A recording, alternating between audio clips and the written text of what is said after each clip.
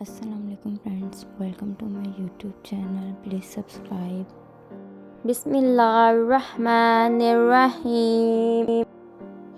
حدیث نمبر 31. حضور صلی اللہ علیہ وسلم نے فرمایا، جنگ دھوکہ دہی کا نام ہے.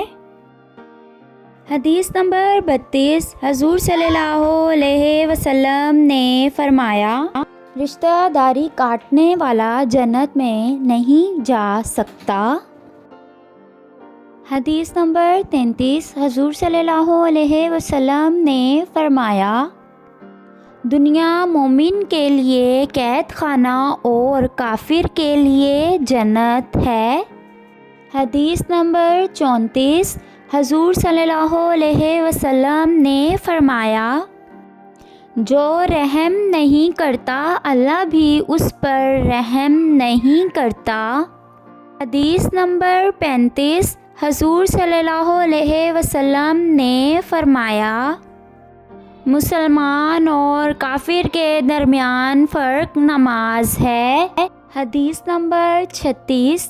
حضور صلی اللہ علیہ وسلم نے فرمایا، مظلوم کی بد دعا سے بچو. حدیث نمبر 37. حضور صلی اللہ علیہ وسلم نے فرمایا، ٹخنوں کے نیچے مردوں کا جتنا کپڑا ہوا اتنی جگہ جہنم میں جائے گی. حدیث نمبر 38. حضور صلی اللہ علیہ وسلم نے فرمایا، مسلمان وہ ہے جس کے ہاتھ اور زبان کے شر سے دوسرے مسلمان محفوظ رہیں. حدیث نمبر 39. حضور صلی اللہ علیہ وسلم نے فرمایا، مسلمان کے لیے جائز نہیں کہ وہ 3 دن سے زیادہ اپنے مومن بھائی سے ناراض رہے.